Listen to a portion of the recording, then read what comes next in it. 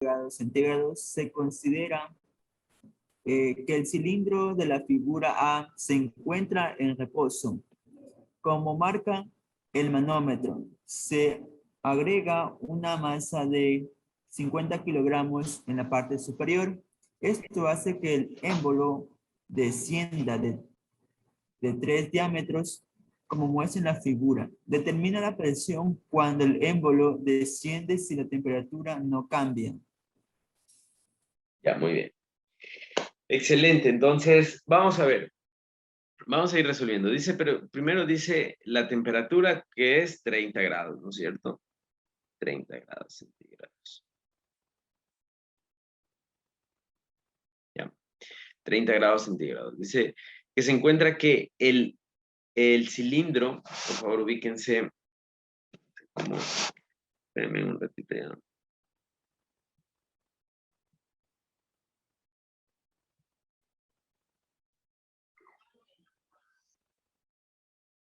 Bien, entonces vamos con los datos.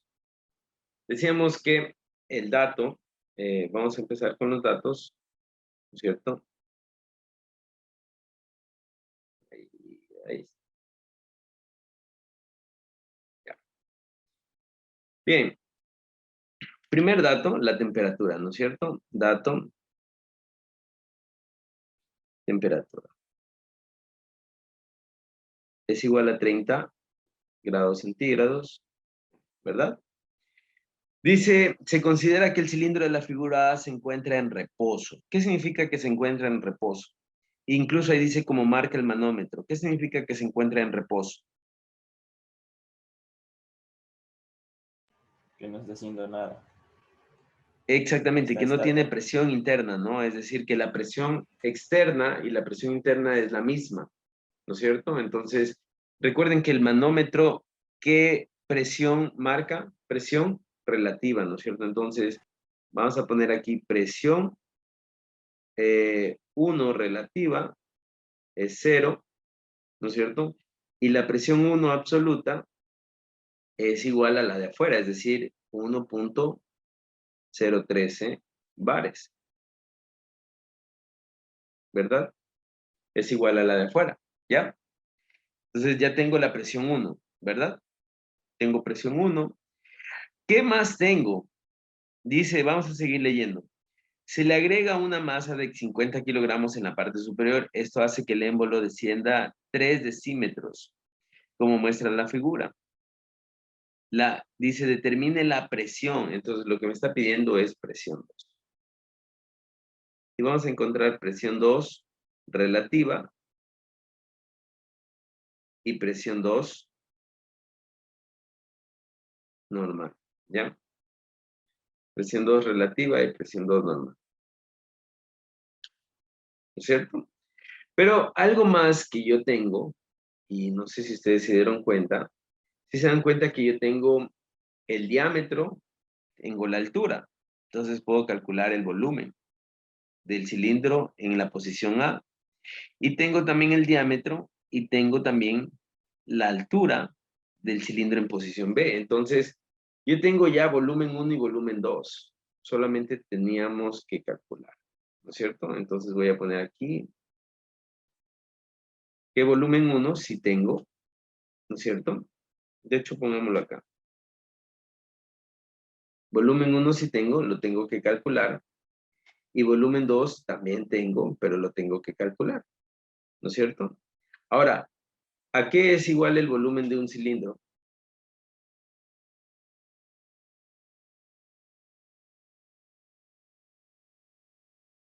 Consulten, por favor, ¿a qué es igual el volumen de un cilindro?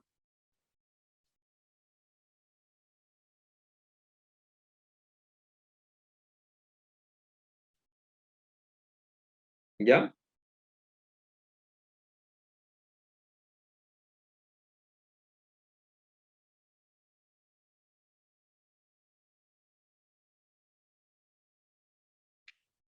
¿A qué es igual el volumen de un cilindro? A pi por radio al cuadrado por la altura. Muy bien. El volumen de un cilindro es igual a pi por radio al cuadrado y por altura, ¿no es cierto? Ese es volumen de un cilindro. Entonces ya está todo hecho, ¿no? Pues vamos a ir desarrollando, ¿ok? Vamos a ir desarrollando el... No se quiere subir.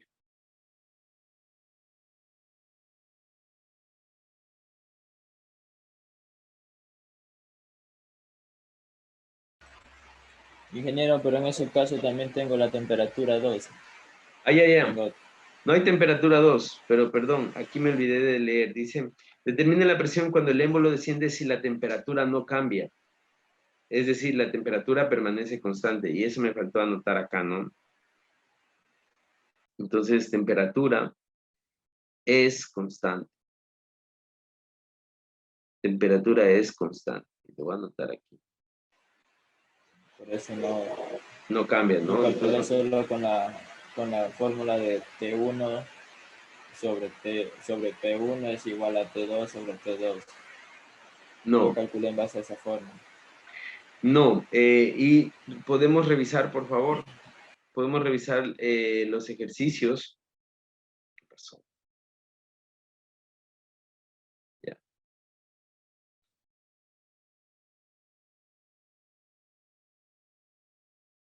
Ya.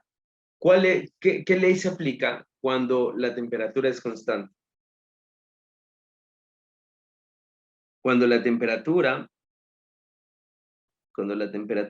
es constante, ¿no es cierto? Aplicamos Boyle-Mariotte.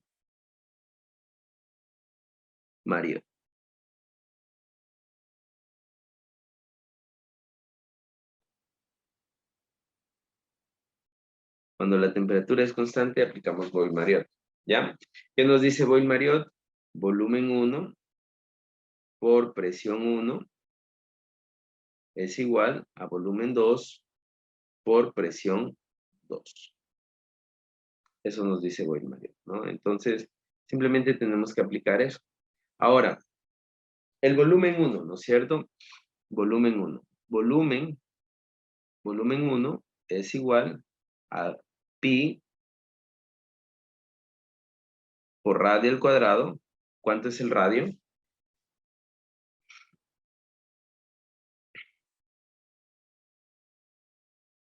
En realidad el diámetro, ¿no? ¿Cuánto es el diámetro?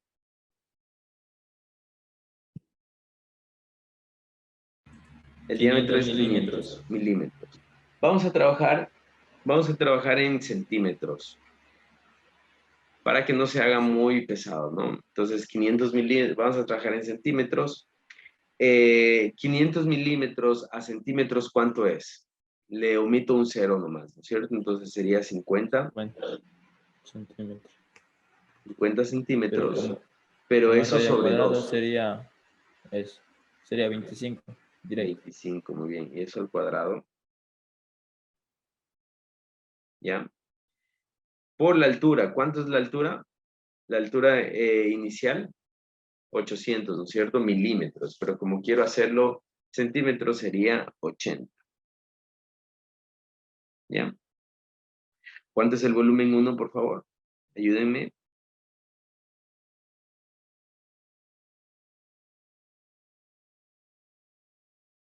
¿Cuánto da? Da 157.079. 100, perdón, 57.000.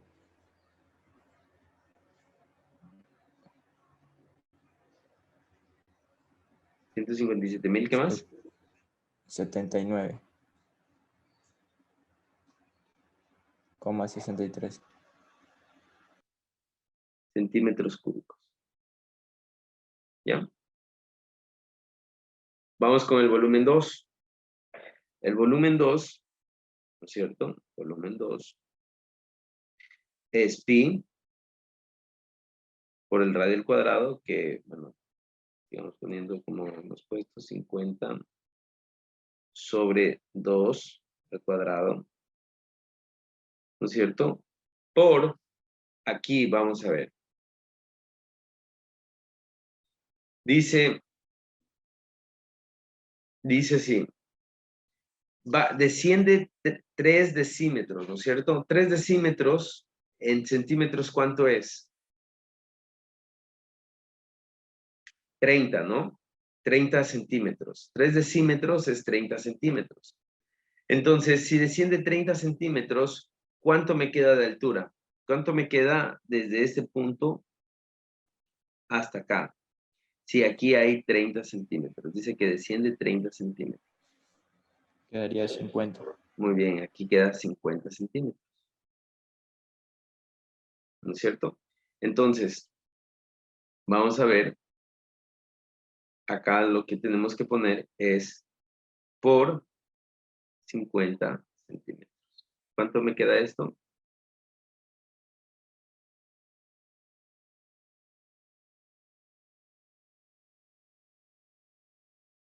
Volumen 2 es igual a ¿qué?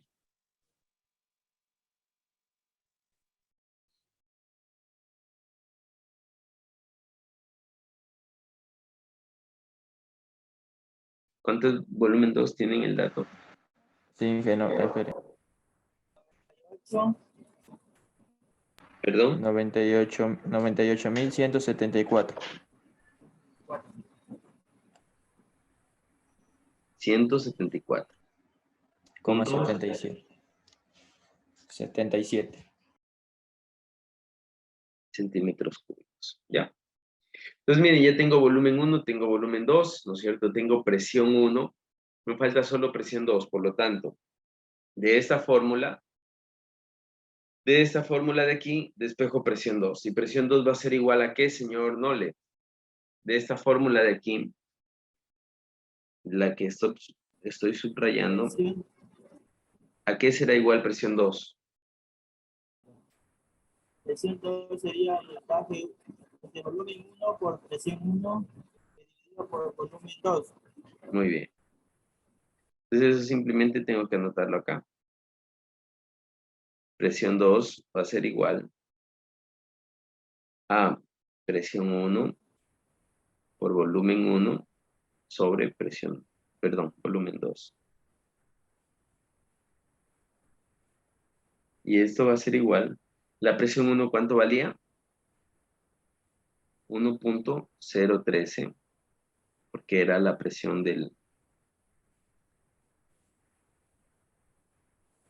por volumen 1, que era 157.000.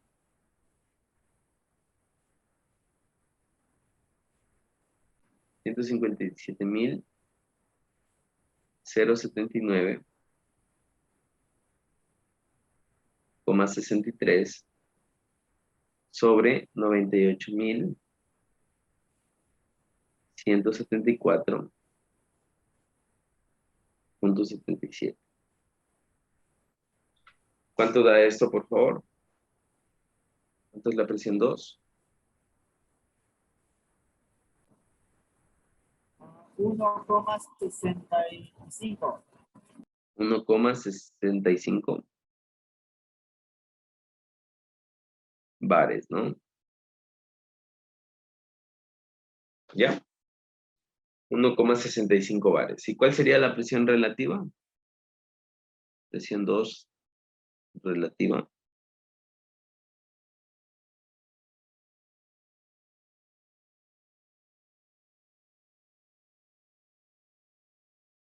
Sería 1,65 menos 1.013, ¿no? Que sería 0.547. 137. Bares. ¿Ya? Entonces, esa sería la presión. Eso era lo que tenían que hacer. Más que todo, lo que se tenía que hacer era lo que se tenía que hacer más que todo era un tema de, ¿cómo se llama? De calcular volúmenes, ¿no? Era un tema de cálculo de volumen. Bien, hasta ahí, ¿alguna pregunta? ¿Está claro?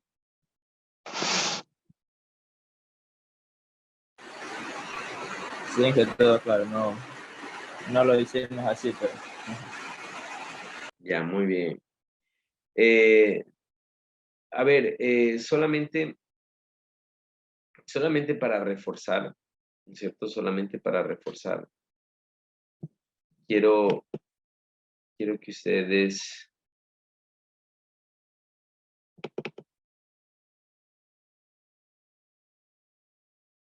Solamente para reforzar, me gustaría que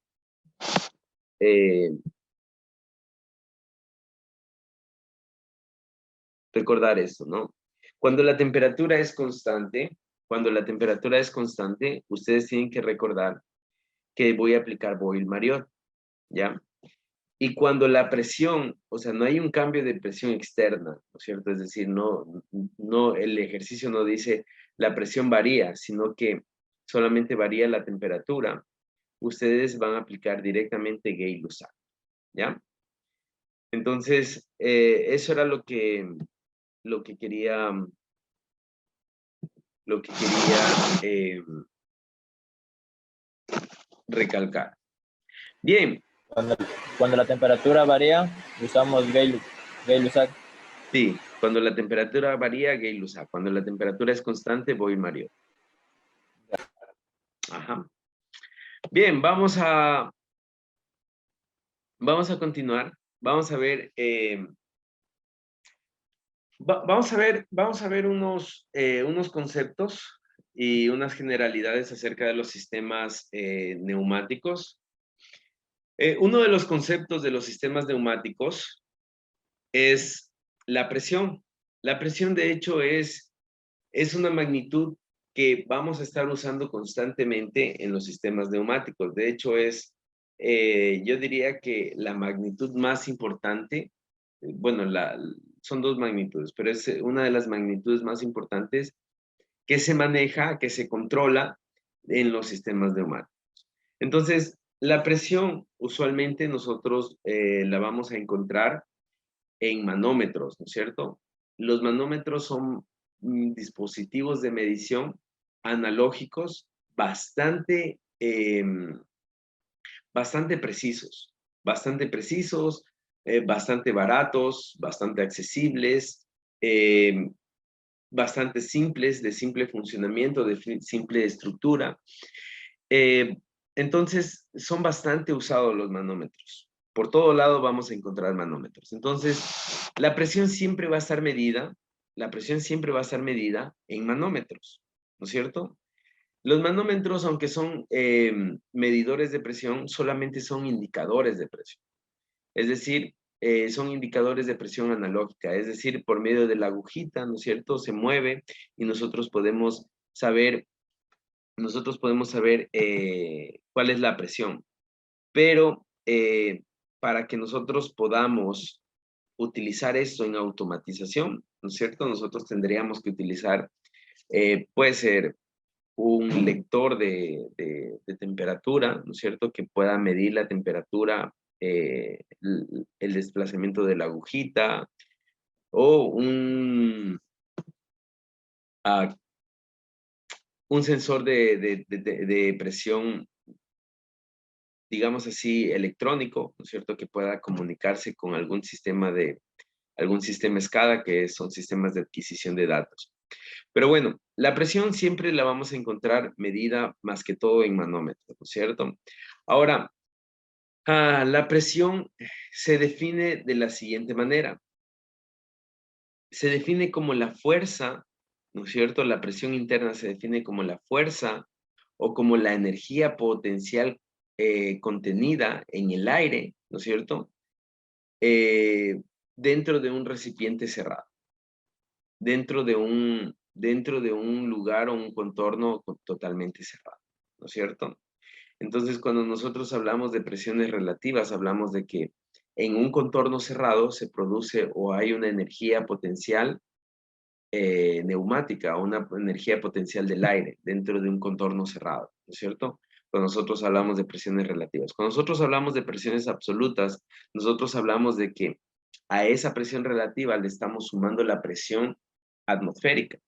Y esa suma de la presión atmosférica nos da una presión absoluta, ¿ya? Ahora, todos los manómetros y todos los instrumentos de medición, sean sensores, ¿no es cierto?, digitales, electrónicos, analógicos, siempre nos van a medir una presión relativa, es decir, la presión interna de un recinto cerrado, ¿ya? Ahora, cuando nosotros estudiamos presión, es fácil para nosotros tener la analogía de que la presión es una analogía al voltaje, ¿no es cierto? Y hablamos como voltaje como el diferencial de presión, o hablamos como voltaje como la fuerza necesaria para mover electrones, ¿no es cierto? Hablamos como voltaje también como la diferencia de potencial eléctrico, ¿no es cierto? Y esto es simplemente la energía potencial, ¿no es cierto?, que puede tener un electrón, ¿no es cierto?, en un campo eléctrico. ¿Para qué? Para que se pueda mover. Lo mismo es la presión. La presión también nosotros podemos definirla como la fuerza contenida, ¿no es cierto?, del aire, ¿no es cierto?, o del gas. La fuerza contenida del aire o del gas dentro de un recipiente cerrado. Podemos también definirla como la energía potencial contenida en un recipiente cerrado, o la energía necesaria, ¿no es cierto?, para empujar el aire a través de un conducto, de una tubería, ¿ya? Así se define la presión. Esa es la definición de presión. Ahora, antes de ver este video, me gustaría definir de una vez el caudal. El caudal se define como la cantidad de aire que circula por un determinado conducto o por una determinada tubería en un cierto tiempo, ¿no es cierto? Ahora, el caudal es similar o es analógico, es una analogía de la corriente eléctrica. Recuerden que la corriente eléctrica es la cantidad de electrones, ¿no es cierto?, o de carga eléctrica que pasa por un conductor en un determinado tiempo. Esa es corriente eléctrica, ¿no es cierto? Es la cantidad de electrones. El mismo concepto, pero con aire, la cantidad del aire que puede pasar o que puede circular por un conducto o por una tubería, ¿no es cierto?, en un determinado tiempo, es el caudal. Entonces nosotros tenemos dos definiciones: presión y caudal. Definimos a la presión, ¿no es cierto?, como la fuerza necesaria que empuja el aire, ¿no es cierto?, de un punto a otro punto a través de una tubería. Esa es una definición de presión. Y caudal es la cantidad de aire que pasa en un determinado tiempo por un conducto, ¿ya? Es la misma analogía. Caudal, analogía con corriente, y presión, analogía con voltaje. No sé si tienen alguna pregunta hasta ahí. ¿Está claro?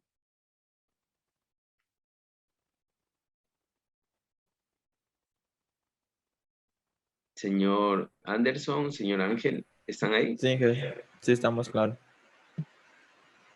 Ángel. Sí se entiende. Sí, están claros que teníamos ahí.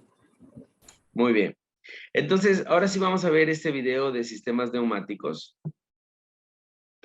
Veamos si se subió el link.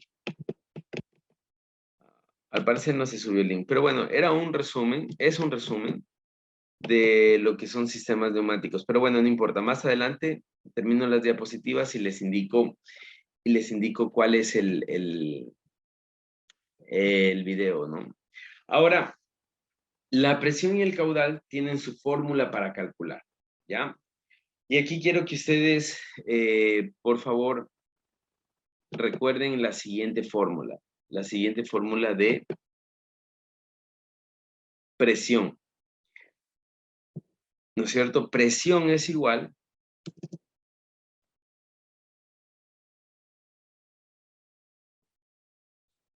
es igual a fuerza sobre área. Esta es la fórmula que vamos a utilizar todo este tiempo. Presión es igual a fuerza sobre área, ¿ya? Entonces, ¿qué quiere decir eso? Por ejemplo, mientras más presión es inversamente proporcional al área. Mientras más pequeña es el área, más alta es la presión, ¿no es cierto? Y les voy a poner un ejemplo. Por ejemplo, una aguja, ¿no es cierto?, para traspasar una determinada superficie, ¿no es cierto?, mientras más pequeña sea la punta de la aguja, menos fuerza necesita, porque es mayor la presión. ¿no es cierto? Pero si con la misma fuerza intentamos pasar un celular, ¿no es cierto?, a través de una determinada superficie, vamos a necesitar mucha más fuerza, ¿no es cierto?, para pasar un dispositivo o un cuerpo que tenga mucha más área. Entonces, la presión es la fuerza aplicada sobre una área determinada. Otra vez repito, la presión es inversamente proporcional al área, ¿no? Una definición de presión absoluta, perdón, de presión atmosférica es el peso que ejerce la columna de aire, es decir, sí, la columna de aire desde la atmósfera, ¿no es cierto? El peso sobre un punto determinado de la Tierra, sobre un metro determinado de la Tierra. Entonces, esa es la definición de presión. Entonces, presión atmosférica, ¿no es cierto? El peso del aire, de la columna de aire sobre un punto determinado en la Tierra. Entonces, se aplica la misma fórmula para determinar la presión atmosférica. ¿Ya? Vamos a continuar. Vamos a ver ahora el caudal. Como habíamos dicho, el caudal es la cantidad de litro que pasa en un determinado tiempo por un conducto. Entonces, ¿cómo vamos a expresar el caudal? Lo vamos a expresar en volumen sobre tiempo, ¿no es cierto? Entonces, por ejemplo, podemos expresarlo en litros por minuto, que es bastante común expresar en litros por minuto, o en metros por hora, ¿ya? Ahora, metros cúbicos por hora. Ahora, aquí hay algunas variaciones, y es, por ejemplo, si es un caudal bastante de mucha cantidad de caudal, se suele hacer o se suele bajar la cantidad de segundos, perdón, la cantidad de tiempo, ¿no?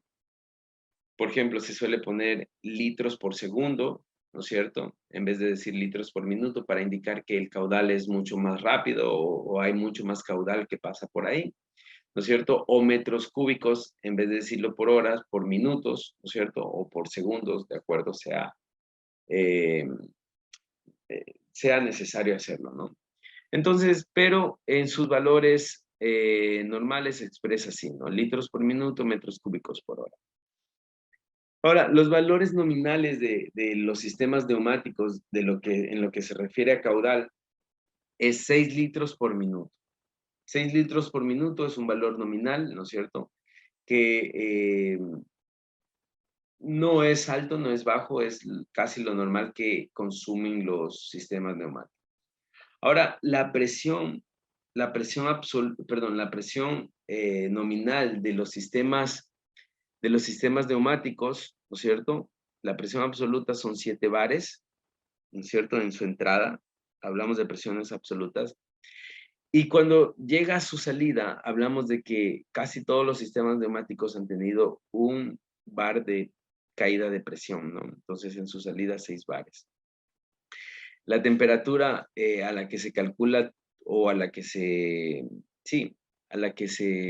estandariza todas las fórmulas es 20 grados centígrados.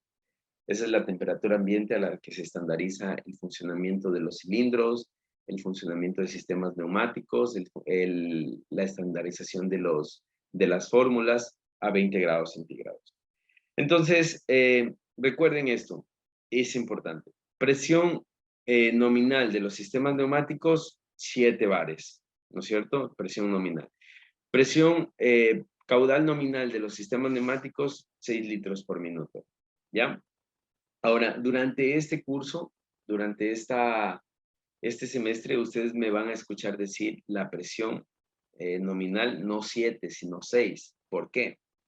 Porque ya le resto el 1.013 de la presión atmosférica. Entonces, siempre trabajamos con presiones relativas, ¿no? Siempre nombramos a la presión relativa, aunque cuando vayamos a aplicar las fórmulas tengamos que aplicar la presión absoluta, ¿ya? ¿Sí está entendido? ¿Tienen alguna pregunta?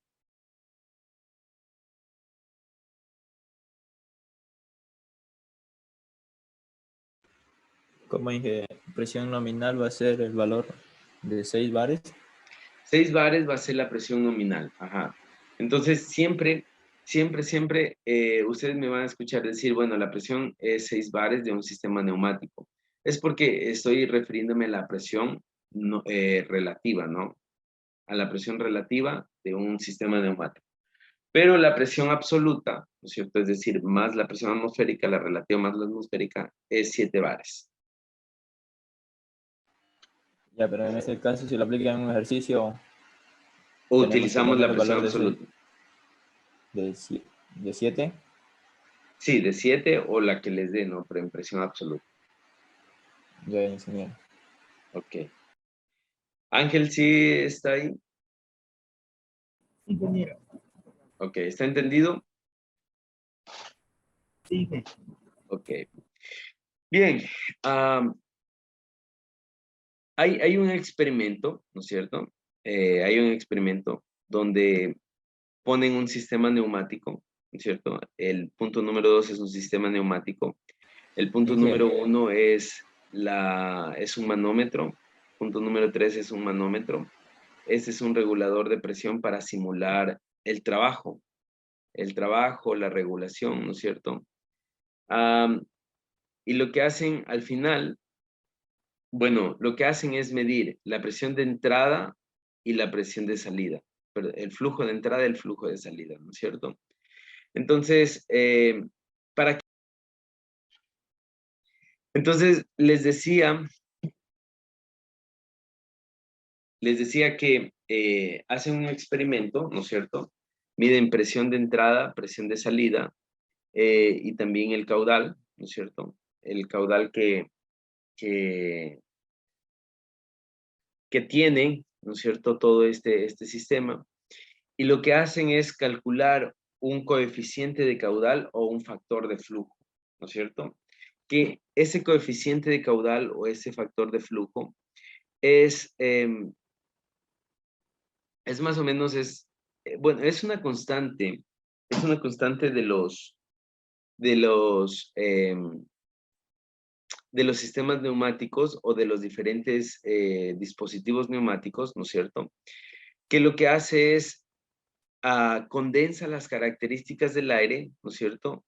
Al paso por las válvulas u otros componentes neumáticos. Es decir, es una constante que trabaja en el sistema neumático, ¿ya? Es una constante que trabaja en el sistema neumático.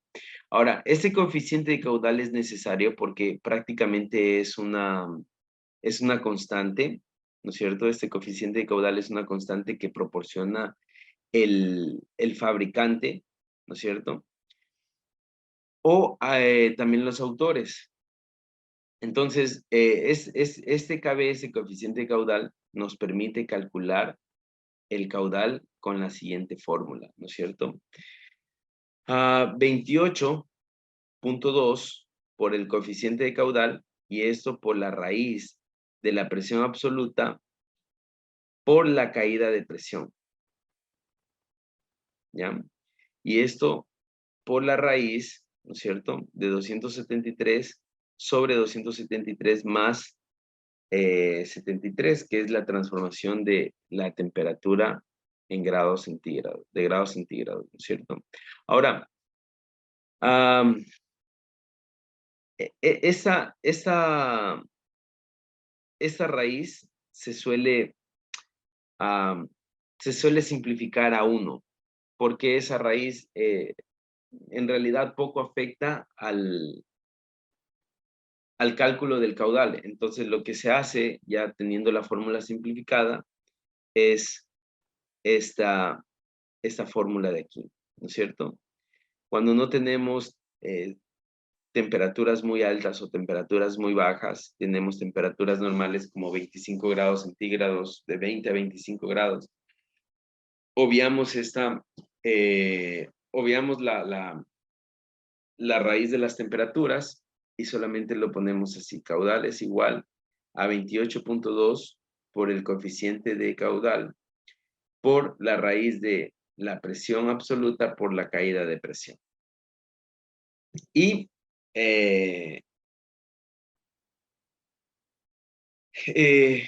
Eso sería todo. Este es otro tipo de fórmulas, ¿no es cierto? Donde aquí tenemos un CB, que es el caudal nominal de la válvula en litros por minuto. Esta fórmula es utilizada cuando nosotros tenemos una válvula, ¿no es cierto? Y esta válvula solamente permite un tipo de caudal, ¿no es cierto? Entonces lo voy a poner en la figura de acá. Nosotros aquí tenemos una válvula que reduce el caudal, ¿no es cierto? Entonces, esa válvula tiene o permite solo un paso de un caudal. Regula el caudal si tenemos, por ejemplo, 6 litros por minuto, esta válvula dice, no, yo solo voy a dejar pasar 6 litros por minuto. Entonces, esta fórmula de aquí se aplica cuando nosotros tenemos válvulas que reducen o regulan el caudal, ¿ya? Es la misma fórmula, simplemente cambia el coeficiente de caudal, ¿ya? Que el coeficiente de caudal, vuelvo y repito, el coeficiente de caudal es, nos da el fabricante y es, digamos así, es un promedio, ¿no es cierto? Es un promedio, lo voy a poner aquí así, es un promedio, ¿no es cierto? De cuánto reduce el caudal todo un sistema neumático, ¿no es cierto? Por ejemplo, lo voy a poner así. Aquí yo tengo un sistema neumático en este punto. Aquí yo tengo un sistema neumático, en este punto tengo un sistema neumático, ¿no es cierto? Aquí tengo una reducción de caudal, indicando que hay válvulas reguladoras, y aquí tengo un medidor de caudal, ¿no es cierto? Entonces, ¿qué es lo que hace el coeficiente caudal? Lo que hace el coeficiente caudal es como, saca como un promedio, ¿no es cierto?, de los sistemas, de los dispositivos más utilizados, y dice, a ver, en un sistema neumático más o menos, si la fuente o el compresor nos da 6 litros por minuto, ¿no es cierto?, todo el sistema neumático solo deja pasar 4 litros por minuto. Entonces, de cierta manera, este coeficiente de caudal nos ayuda a estandarizar cuánto caudal consume el sistema neumático. Eso es lo que hace el coeficiente de caudal. Entonces, cuando nosotros tenemos una válvula, nosotros utilizamos que es la misma fórmula, ¿no? Simplemente que el caudal nominal de la válvula viene dado por el fabricante. ¿Ya? Aplicaremos esta fórmula. En su mayoría aplicaremos esta fórmula, la fórmula del caudal. ¿Ya? Bien, ¿tienen alguna pregunta hasta aquí? Yo creo que más adelante vamos a hacer ejercicios, no, pero no creo, vamos a hacer ejercicios más adelante sobre presión y caudal. No es difícil, sin embargo, es solamente aplicación de fórmula. ¿Tienen alguna pregunta? Ingeniero, ¿el coeficiente del caudal es un valor constante o hay que calcularlo? Es un valor constante que da el fabricante o dan los autores. Ah, ya, ok. Ajá. El coeficiente de caudal, por ejemplo, si es una válvula, el coeficiente de caudal lo da el fabricante, ¿no es cierto? Y si es un sistema, te da un aproximado el autor. Te dice en cilindros, hay esta caída de caudal, por lo tanto, el coeficiente caudal es este. Te lo da un aproximado, algo así. Ajá, pero siempre el coeficiente caudal siempre es un dato que nos tienen que dar, ¿no? Bien, entonces, esos son respecto a los a los dos conceptos que tenemos pendientes. El uno es la presión, el otro es el caudal. La presión, recuerden que es la fuerza necesaria para mover el caudal o el aire, y el caudal es la cantidad de aire que pasa por una determinada tubería en cierto tiempo. Vamos a seguir viendo aplicaciones de la neumática. Les había mandado a consultar esto, sin embargo, vamos a verlo. Por ejemplo, les había dicho que la mayoría de las aplicaciones de la neumática están en pinzas, ¿no? Pinzas industriales. Es mucho más fácil la construcción, partiendo desde el diseño, la construcción y diseño y construcción de una pinza neumática que una pinza mecánica, electromecánica, ¿no es cierto? o una pinza solo mecánica o una pinza solo eléctrica. Es mucho más fácil la construcción de una pinza neumática. Por un lado. Por otro lado, es mucho más rápido la operación de una pinza neumática que una pinza mecánica.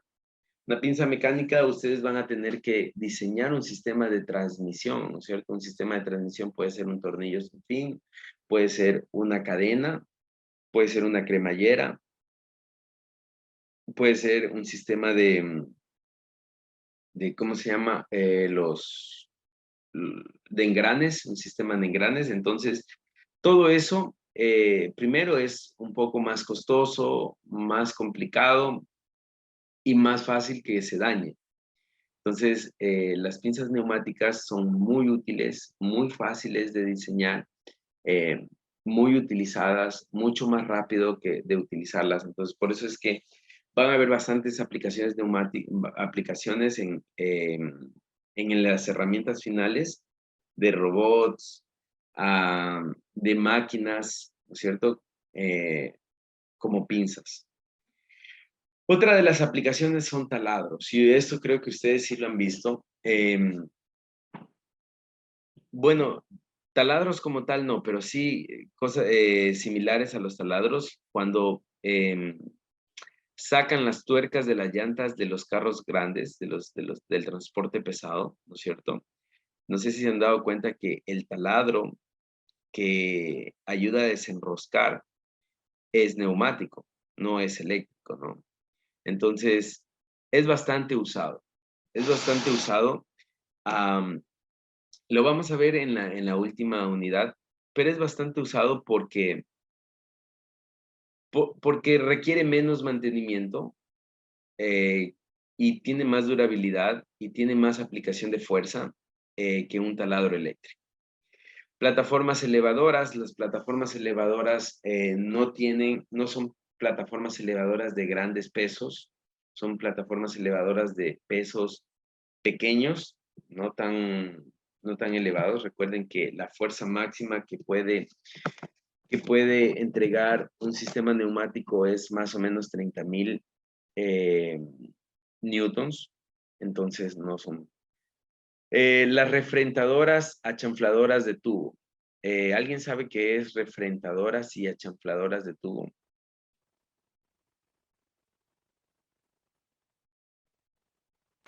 No, hijo. ¿No? No. Ya. Cuando un tubo, ¿no es cierto? Cuando un tubo toma diferentes formas, ya sea en el eje X, en su longitud o en su diámetro, ¿no es cierto? Esos trabajos son refrentadoras y achanfladoras, ¿no es cierto? Ya sea que tenga una forma, que de una forma lineal pase a una forma semicircular o pase a una forma cuadrada, o achatada, achanflada, ¿no es cierto? Que le dicen poco aplastada. Todo eso es esos trabajos, ¿no? Refrentadoras y achanfladoras de tubo. Digamos que esta aplicación es a nivel industrial. Es decir, ustedes, por ejemplo, si ustedes van a una mecánica industrial aquí en Lago Agrio, ustedes van a encontrar las refrentadoras y achanfladoras de tubo de maneras manuales o semi-manuales, ¿no? Entonces, mecánicas y con intervención humana. Pero ya a nivel industrial podemos encontrar refrentadoras y achanfladoras totalmente automatizadas con sistemas neumáticos. Plegadoras de cartón. No sé si ustedes han visto estas máquinas plegadoras de cartón, cómo pasan, cómo trabajan. Lo hacen en los dos sentidos, ¿no? Tanto como para plegar cartón como para hacer el cartón. Entonces, obviamente, el sistema neumático no hace todo el trabajo, ¿no? El trabajo lo hace una parte o un robot eléctrico pero con la ayuda de cilindros neumáticos. Entonces, se ha visto cómo viene el cartón prácticamente en plancha, ¿no es cierto? Sin armar, sin plegar. Y desde ese punto, ¿no es cierto? Comienza a ser desde la doblez, comienza a ser desde la parte de grapar, ¿no es cierto? Y hacer todo el armado del cartón. Y la parte contraria también lo hace, ¿no? Que es plegar el cartón, es decir, hacerlo una sola lámina, ¿no? Manipuladoras de carga, esto es, bueno, esto lo van a ver ustedes más seguido, pero es prácticamente cilindros que mueven en una banda transportadora, mueven objetos, ¿no es cierto? Los mueven objetos, entonces son cilindros. Robots industriales, igualmente, lo que son robots industriales y robots hidráulicos, sí hay robots que son totalmente neumáticos, pero en su mayoría hay robots que tienen parte eléctrica, es decir, actuadores eléctricos como motores y actuadores neumáticos. Entonces, son mixtos, ¿no? Pero se encuentra mucho la aplicación de robótica en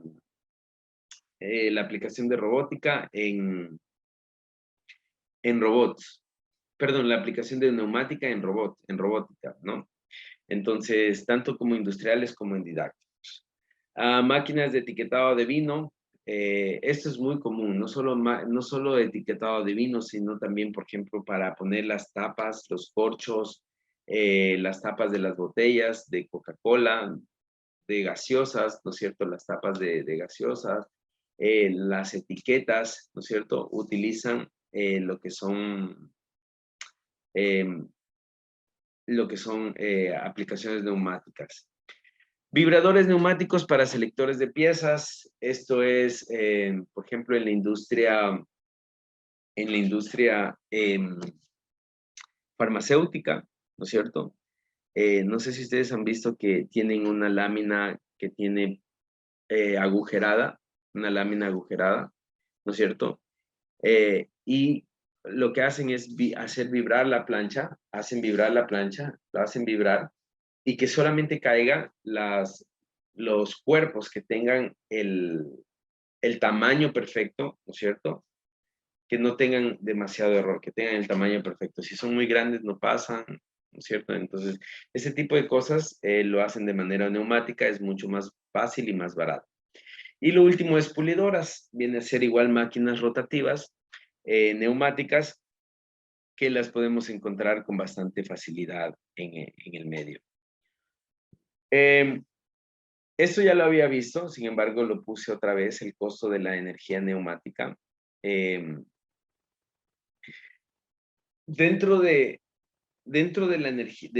las energías, yo siempre tenía la idea de que la energía hidráulica era la más cara. Pero en lo que es costos de instalación, la energía neumática viene siendo más cara que la energía hidráulica, ¿no?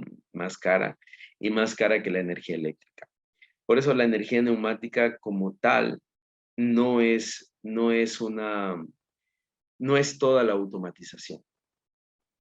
Simplemente son actuadores neumáticos que complementan a la automatización, que hacen que los procesos sean más rápidos. Entonces, la justificación de la instalación de energía neumática se da por la agilización que pueden prestar para los procesos. Es decir, pueden hacer que los procesos sean mucho más ágiles, pueden hacer que los procesos sean mucho más rápidos. Incluso, una vez que ya se instala la energía neumática o los sistemas neumáticos, pueden abaratar costos, ¿no es cierto? Se puede abaratar costos de funcionamiento, ¿no? Se puede abaratar costos. Entonces, esa es la justificación de la energía neumática, de la utilización de la energía de los sistemas neumáticos. Bien, ¿hasta ahí tienen alguna pregunta tal vez?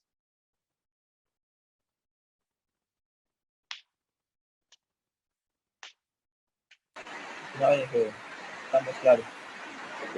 Ángel, Está claro.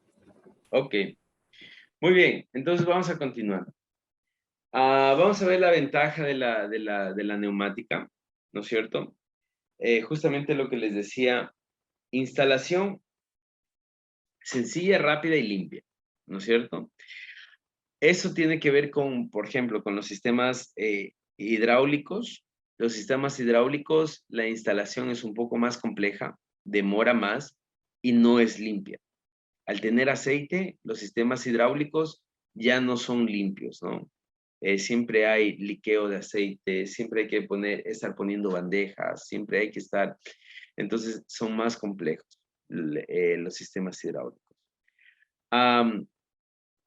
Aunque la instalación de los sistemas neumáticos y la energía neumática es más cara, los elementos hidráulicos son más baratos.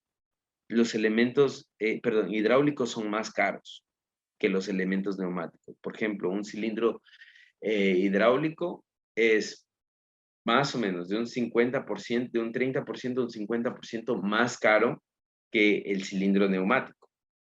Depende mucho de las características, pero es más caro el hidráulico que el neumático. Aunque la energía, la instalación sea más cara la neumática, ¿no? Otra ventaja es que los sistemas neumáticos nos permiten hacer movimientos rápidos, lo que no permite hacer un sistema hidráulico o un sistema mecánico. No, no se puede hacer movimientos lineales rápidos con sistemas hidráulicos o con sistemas mecánicos, ni eléctricos o electromecánicos.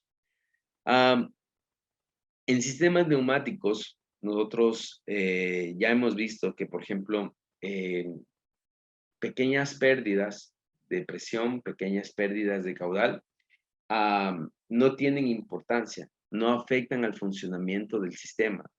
Entonces, esto es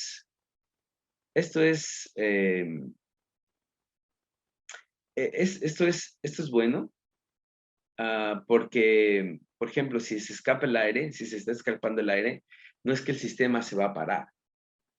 Si es que hay pequeñas fugas, no es que el sistema deja de funcionar. Entonces, esa es una gran ventaja, ¿no? Las pequeñas pérdidas carecen de importancia. En ciertos casos se puede hacer neumáticas, se puede hacer automatización solo con neumática. Eso es en ciertos casos. Como les decía, antiguamente, por ejemplo, en el área petrolera, en el campo Payamino, en el tiempo de Texaco, instalaron un sistema de automatización solo con neumática. Entonces tienen, ustedes ya vieron, ¿no? Tienen compuertas AND, compuertas OR, ¿no es cierto? Tienen lógica binaria, todo con sistemas neumáticos. Entonces, lo lograban, antes lo hacían así, era bastante caro, ¿no es cierto? Mucho más caro. Ahora se puede hacer ciertos procesos solo con neumática y lo vamos a ver un poquito en simulaciones, ¿ya?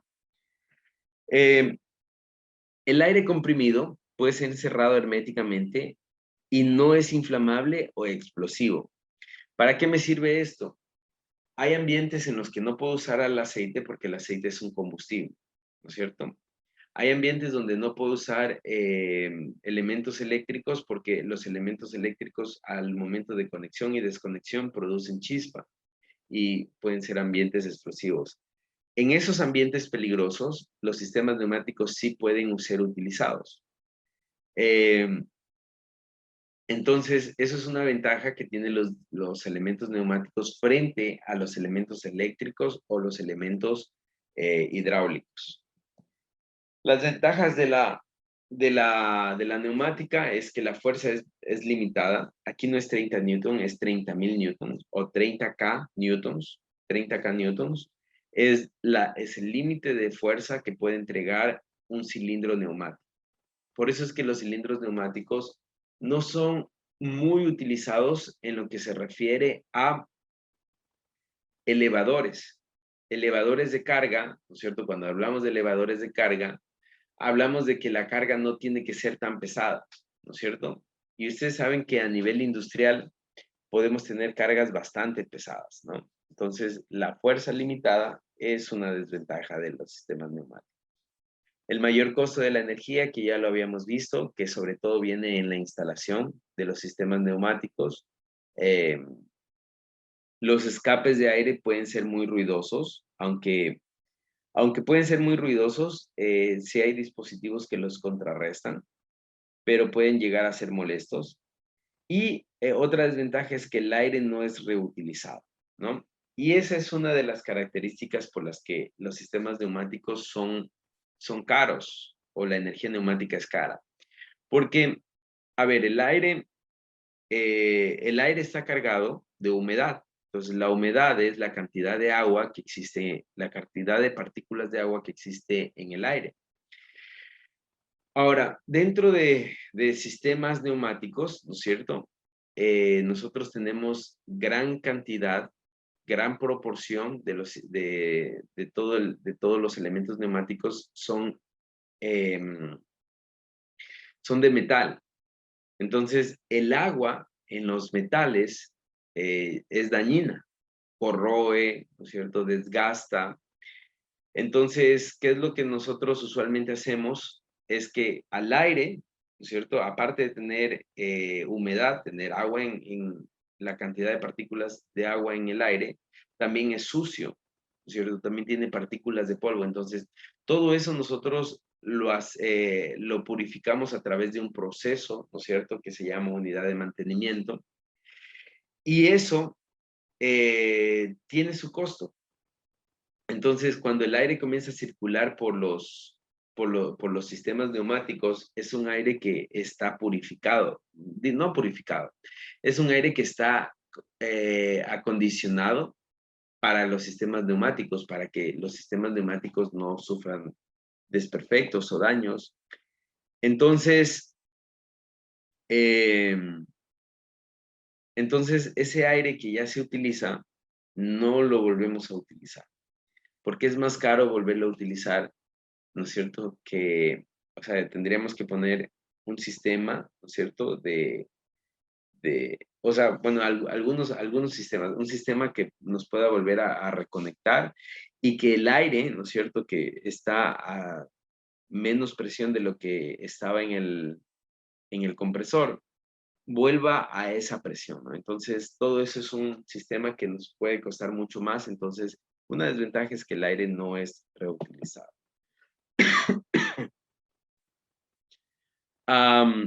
Bueno, estoy hablando bastante fuerte. Con todo, se quedan también los videos.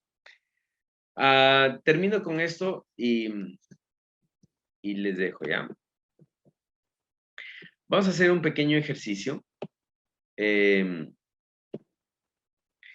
Dice así: un cilindro neumático de doble, perdón, antes de pasar, ese ejercicio es de las fórmulas que habíamos visto anteriormente.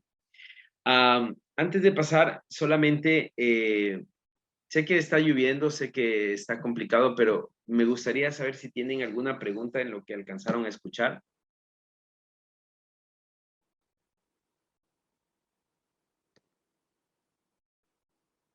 Ingeniero, de mi parte, un poco, por ejemplo, la radio está fuerte, por tramos nomás, si como gatos pasa, ahí se lo escuchen. Pero voy a mirar luego el video grabado para entender más mejor la clase. Ya, muy bien. Anderson.